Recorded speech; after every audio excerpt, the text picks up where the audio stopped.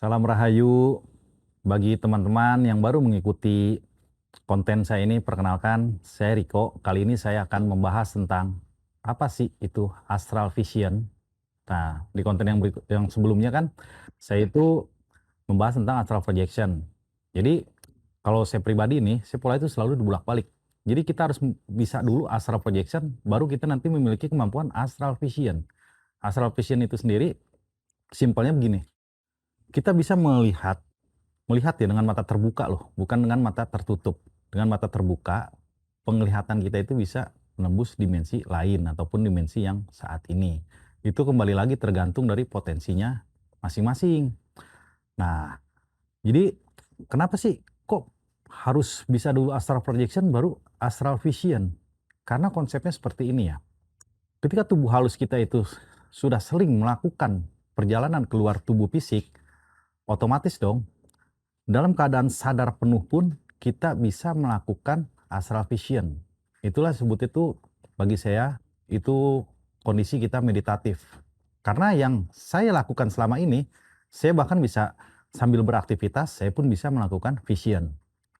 Contohnya, saya sambil chat-chat di grup, terus ataupun saya sambil nyetir, ataupun saya sedang ngobrol sama ya teman-teman saya auto bisa vision. Nah, begitulah kira-kira untuk vision itu sendiri. Nah, ini untuk vision itu sendiri itu kan bertahap ya, ada level-levelannya. Untuk yang awal-awal baru bisa vision, itu mungkin melihat sebuah cahaya cahaya putih dulu pertama. Cahaya putih itu dasar dari warna itu sendiri. Lalu disambung dengan warna-warni. Setelah itu lama-lama itu bisa melihat sosok blur ataupun seperti siluet. Tapi karena kita dilatih terus, otomatis dong itu semakin jelas. Mata ini ibaratnya itu kalau saya itu ibaratnya lensa. Jadi mata manusia itu sangat canggih sekali. Dia bisa seperti mikroskop yang bisa melihat sosok yang terkecil sekalipun dan juga bisa seperti teleskop yang bisa menembus ke bahkan dimensi galaksi. Ataupun itu yang bisa saya bilang itu mata itu bisa disetting itu seperti zoom in, zoom out. Seperti itulah kira-kira tentang vision seseorang gitu. Nah, kembali lagi, seseorang itu bisa melihat itu dimensi lain itu tergantung dari cakra mana dia yang aktif. Ketika memang baru cakra bawahnya yang aktif, ya otomatis yang dia lihat itu pasti dengan dimensi-dimensi alam bawah. Awal-awal itu memang seperti itu karena apa? Dari secara vibrasi energinya itu paling kasar. Bisa kita kenal itu dengan alam jin ataupun alam apa gitu.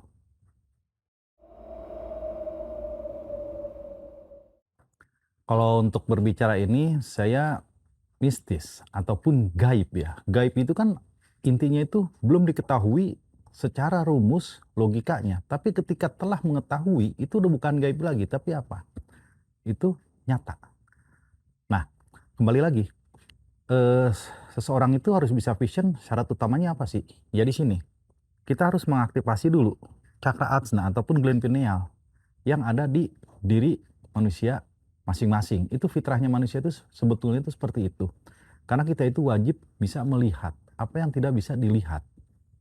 Yang pada umumnya gitu, karena kita terlapis dengan tabir-tabir. Nah, jadi secara ilmiah juga seperti ini ya. Ketika memang kita tuh aliran darah kita ataupun saya bahasa saya itu jalur energi kita sudah lancar. Nah, si oksigen di dalam darah itu tuh dipompa oleh jantung. Dia tuh akan mengalir ke otak itu secara optimal. Nah, otak inilah hasil yang memproyeksikan. Tapi dalam artian gini, perbedaannya ya antara vision dan visualisasi. Vision itu kita tuh bener-bener menjadi receiver. Dalam artian kita menerima apapun informasi yang ada di alam semesta ini. Karena alam semesta ini berupa ada yang kode-kode angka, ada yang juga berupa data. Nah, disitulah kita menyerap informasi tersebut. Kalau visualisasi bedanya, visualisasi itu pasti diiringi dengan sugesti dan afirmasi. Itu memaksakan keinginan kita. Itu bedanya. Intinya adalah kalau vision murni itu kita tidak memikirkan sesuatu hal yang kita inginkan maksudnya itu, tapi kita bisa melihatnya. Contoh nyatanya banget itu adalah film-film di Hollywood yang berbasis sci-fi.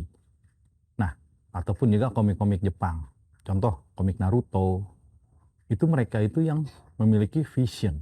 Karena tanpa memiliki vision itu nggak mungkin bisa se-relate ataupun sedetail itu gitu loh penggambarannya. Seperti tentang astral projection, tentang dimensi-dimensi lain, tentang hewan-hewan naga ataupun yang lain-lainnya.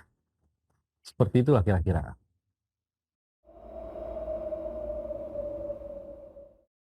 Nah, kalau begini, nah ini memang ya ada perbedaan antara astral projection, mimpi itu ya, ataupun kita melakukan sebuah lucid dream. Perbedaan mendasarnya adalah ketika astral projection, kita pasti otomatis bisa memiliki vision tertentu. Itu kita benar-benar sadar.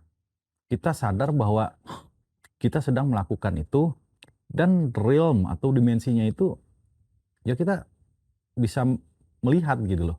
Jelas banget. Nah, kalau umpamanya lucid dream tuh kita tiba-tiba masuk ke alam mimpi yang memang contohnya kita tidak mengenal sama sekali seperti apa istilahnya udah disetting duluan tapi kita bisa menggerakkan si yang di dalam mimpi tersebut itu lucid dream. Nah, adapun gini, seseorang itu awal-awal ya memang ini ketika belajar tentang astral projection ataupun akan memulai munculnya vision itu rata-rata kalau untuk yang step awal seorang itu pasti mengalami mimpi-mimpi dulu. Nah, mimpi itu kenapa? Karena belum terbiasanya gelombang otak seseorang itu turun ke frekuensi alfa, lalu dia dengan keadaan sadar begini dia bisa melihat. Karena kan efeknya di sini nih. Kalau umpamanya di sini, nah itu tuh bisa men-trigger hormon endorfin, penenang tubuh. Otomatis kita kan ngantuk tuh. Nah, kalau yang awal-awal itu saking nggak kuatnya dia pasti tidur. Di situ nanti tuh muncul-muncul proyeksi-proyeksi dari hasil otak kita itu yang digambarkan ya, monitor otak kepala, itu berupa mimpi. Nah, adapun mimpinya ada yang jelas, ada yang berupa simbol. Berupa simbol dalam artian begini, ada yang seperti hewan, ataupun kita berupa clue. Itu kembali lagi, berarti tandanya belum terjadinya sinkronisasi antara otak kiri dan otak kanan kita. Jadi disitulah masih agak clash. Semakin kita sering berlatih, semakin terbiasa, maka apa yang kita mimpi itu nyata. Dan itu biasanya itu terjadi di kemudian hari. Ataupun kita bisa dari mimpi itu menuju ke belakang, mundur waktunya. Seperti itulah kira-kira tentang astral vision.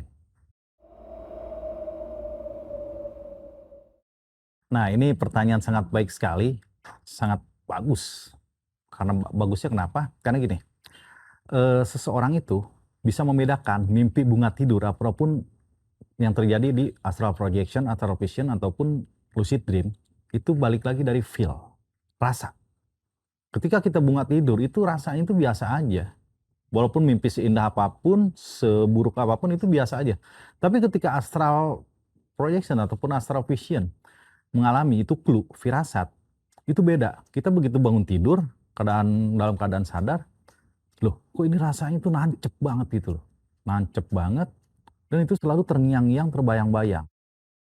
Nah, itulah perbedaan mendasar kita membedakan antara bunga tidur dan astral vision itu sendiri.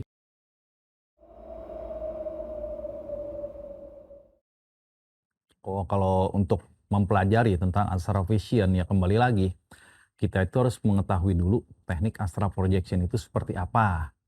Nah, di sini jika memang teman-teman yang ingin belajar khusus, bagaimana sih caranya bisa melakukan sebuah astral vision? Di sini saya akan membuka sebuah pelatihan untuk mengajarkan teknik-teknik tersendiri yang pastinya bagaimana caranya teman-teman ini bisa melakukan astral vision itu sendiri. Nah, untuk astral vision, apa sih fungsinya gitu kan? Apa sih korelasinya dengan kehidupan nyata? Dalam artian gini, di konten-konten sebelumnya saya selalu membahas tentang astral vision, astral projection, kayak negeri dongeng gitulah. Tapi teman-teman kristal saya gitu kan, ketika yang telah bisa melakukan astral vision tersebut, itu ternyata relate dengan kehidupan ataupun profesinya masing-masing. Jadi ketika ini negeri dongeng seperti ini, wah bla bla bla, maksudnya itu negeri dongeng itu bagi yang tidak bisa melihat. Kembali lagi ya, yang bilang halu itu sebetulnya itu mereka yang tidak bisa melihat. Tapi ketika orang yang sudah bisa melihat, oh iya, ini gitu loh. Dimensi-dimensi itu banyak, bukan hanya dimensi kasar, dimensi halus. Nah, dimensi halusnya itu ada berapa gitu loh, ada banyak lapisan dimensi. Kasar begini, lapisan dimensi kasar aja, kita itu ya, ada dimensi ekonomi rendah, ekonomi sedang, ekonomi tinggi, apalagi dimensi halus. Nah, disitulah perbedaan itu vision ataupun level vision seseorang itu berbeda-beda. Demikian teman-teman penjelasan tentang astral vision di konten saya kali ini. Terima kasih, salam rahayu.